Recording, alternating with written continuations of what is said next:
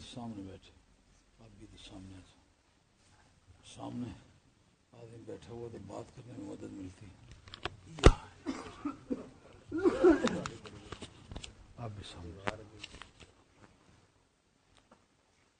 بیٹھ تشریف کریں۔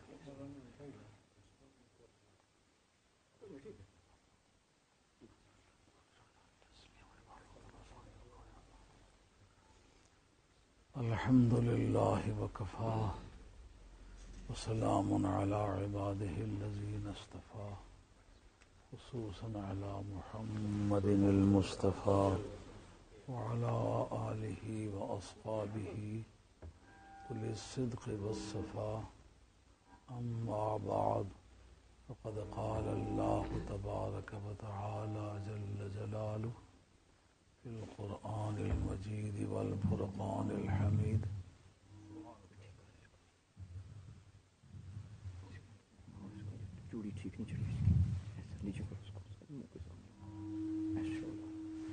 رہنے دے جہاں ہے۔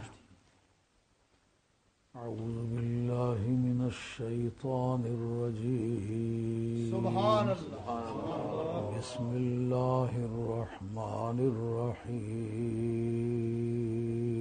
ماشاء اللہ ماشاء یا ایہا الذین آمنوا استعینوا بالصبر والصلاة ان اللہ مع الصابرین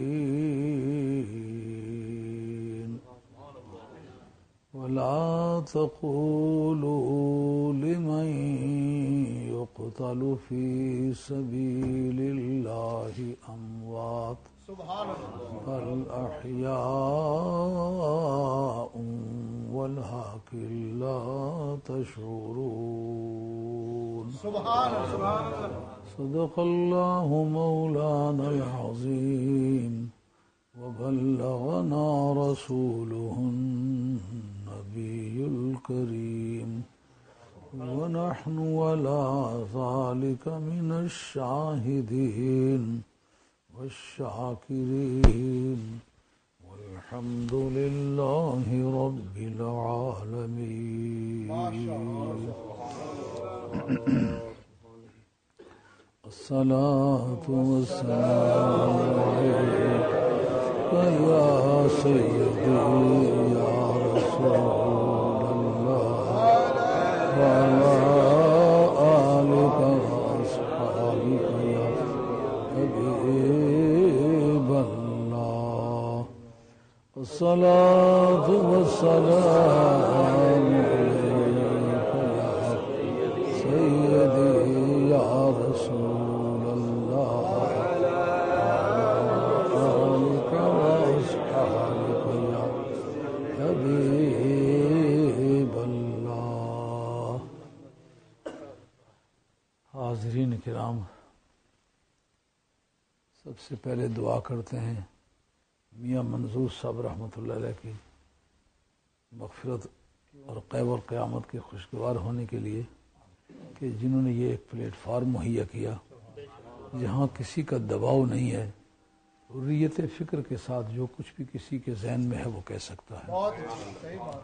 اللہ کریم ان کو قبر کو منور فرمائے، ان کے پسماندگان میں خیر و برکت فرمائے۔ دوسرا یہ کہ یہاں جو مولانا خطیب ہیں، یہ اس نے اتفاق سے بڑا فاضل آدمی ہے۔ میں سمجھتا ہوں جہاں یہ آدمی رہتا ہے وہاں میں معلومات میں اضافہ نہیں کر سکتا۔ بذات خود ان کے پاس کتب خانہ بھی بڑا تسلی بخش ہے اور محنت مشقت بھی بڑی خاصی کرتے ہیں، اہل علم لوگوں میں سے ہیں۔ تو آپ لوگ جو یہاں بیٹھے ہوئے ہیں، خصوصیت سے مولانا بیگ صاحب ہیں، باقی علماء کرام ہیں، یہ بڑے دانشور علماء کرام ہیں۔ میں اب ایک ریٹائرڈ آدمی ہوں، جس وقت آدمی زندگی کے ایسے حصے میں پہنچ جائے جہاں وہ خود محسوس کرتا ہو کہ میں ایک بوڑھا آدمی ہوں، وہاں اس کو جوان سمجھنے کا چانس باقی نہیں رہ جاتا۔ یہ ایک الگ بات ہے کہ سرکار دو عالم صلی اللہ علیہ وسلم کا ذکر پاک کرتے وقت، حضور کی اہل بیت کا ذکر پاک کرتے وقت، حضور کے صحابہ کرام کا ذکر کرتے وقت اور تمام اولیاء اللہ کا ذکر پاک کرتے وقت احساس ضابطہ نہ رہے، نہ ہاتھ ہے لگام پر نہ پا ہے رکاب میں، ادرا کیا جائیں کر بولنا آپ ادرا کیا جائیں تشریف السلام تشریف۔ تو ایسی حالت میں لوگوں کو یہ غلط فہمی ہو جاتی ہے کہ یہ ابھی جوان ہے، لیکن اس وقت میرے احساسات کی بے خبری کی شہادت ہوتی ہے کہ میرے احساسات میں وہ زندگی نہیں ہے کہ میں محسوس کر سکوں کہ میں بوڑھا آدمی ہوں۔ تو اس وقت واقعی سننے والا یہ سمجھتا ہے یہ جوان آدمی ہے۔ یہ جو 73 سال کی عمر ہے نا، اب 74واں سال شروع ہو گیا ہے، 73 سال کی عمر کسی بھی ناپ تول سے نہ جوانی کہلاتی ہے نہ ادھیڑ عمر کہلاتی ہے۔ اس کو لوگ اعلی علم ہمیشہ عالم پیری سے تعبیر کرتے چلا ہے، بلکہ ہمارے علم المصطلح کے اندر یعنی جو اصول حدیث کو ڈیل کرتا ہے، کب تک کسی سے حدیث لی جانی چاہیے، کب وہ حدیث لینی شروع کرے، تو تدریب الراوی شرح تقریب النواوی یہ امام جلال الدین السیوطی کی کتاب ہے، جن کا سن وفات 911 ہے، اور پہلا جس کا جو متن لکھا ہوا ہے وہ امام نبوی کا ہے، ان کا سن وفات 675 یا 676 ہے۔ تو 45 یا 46 برس کی عمر میں ان کا وصال ہوا، اور جلال الدین السیوطی 911 کے بندے ہیں۔ تو ان کا سن ولادت ہے 849 سے لے کر کے 911 تک کا جو زمانہ بنتا ہے وہ ان کی عمر شریف ہے۔ تو یہ ان دونوں کی کتاب ہے، اس میں یہ بحث ہے کہ حدیث کب لینا شروع کرے، جب اس کو ادراک اور شعور آ جائے، بات سمجھنے کی قوت اس میں پائی جائے، اس وقت سے لے کر وہ حدیث کا تحمل کر سکتا ہے۔ اس کا نام ہے تحمل حدیث۔ 8 طریقے ہیں حدیث کو لینے کے اور 8 طریقے حدیث کے دینے کے۔ تحمل حدیث اور ادائے حدیث، ان 8 طریقوں پر گفتگو نہیں کروں گا، اس لیے کہ کب سے حدیث لینا شروع کرے۔ علماء عراق کا ایک فتویٰ ہے کہ وہ کہتے ہیں 5 برس کی عمر میں آدمی نارمل ریٹ میں بات سمجھنا شروع کر دیتا ہے، لیکن بعض وقت ایسا ہوتا ہے کہ اس سے بھی پہلے باتیں سمجھنے کی قوت انسان میں آ جاتی ہے، جیسا کہ حضرت امام حسن اور امام حسین۔ تو پھر وہ زندگی کے کسی حصے میں بھی ادائے حدیث کر سکتے ہیں۔